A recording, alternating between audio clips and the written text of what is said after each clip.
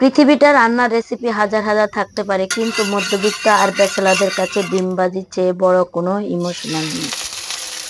পেঁয়াজ মরিচ দিয়ে গরম গরম তেলে যখন এটা চেট করে উঠে, উপ সুবাসে অর্ধেক পেট ভরে যায়। কাঁচামরিচ একটু বেশি হলে আর তো কোনো কথাই নেই।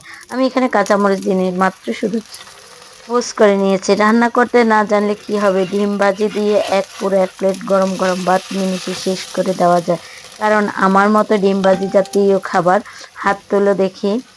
সবাই ডিম ভাজি দিয়ে ভাইরাল হয়ে গেছে, দেখি আমি ভাইরাল হতে পারি কিনা। সেই জন্য আজকে ডিম ভাজি তৈরি করে দেখালাম। তেলের উপরে যখন যে ছড়িয়ে পড়ে সেটাই হচ্ছে পোস্ট। যে প্রকৃতির বুকে মুক্তি ছড়িয়ে আছে, আর আমরা সোশ্যাল মিডিয়াতে জন্য সুন্দর ও নান্দনিক কিছু দৃশ্য তুলে ধরে, তার মধ্যে বৃষ্টির দিনে কচু পাতার উপরে টলমলে পানি ফোঁটা ফোঁটা দেখতে সত্যি দারুণ লাগে।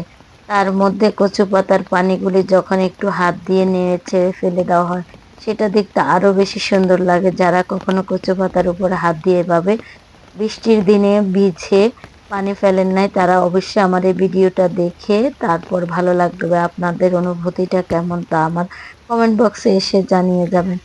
আরও সুন্দর জিনিস, বৃষ্টির দিনে বাচ্চারা যখন এভাবে জার্সি পরে বিশ্বকাপ খেলার জার্সি পরে তারা খেলাধুলা করে, দেখতে অনেক বেশি সুন্দর লাগে। তো আমিও বৃষ্টিতে ভিজে ভিজে একটু খেলাটা অনুভব করেছিলাম, আর আপনাদের জন্য ছোট্ট একটা ভিডিও তৈরি করে নিয়েছিলাম। আমার ভিডিওটা যদি আপনাদের কাছে ভালো লেগে থাকে, অবশ্যই আপনারা লাইক শেয়ার কমেন্ট করে পাশে থাকবেন। আপনাদের একটা লাইক একটা কমেন্টে আমাকে নিয়ে যেতে পারে অনেক দূর।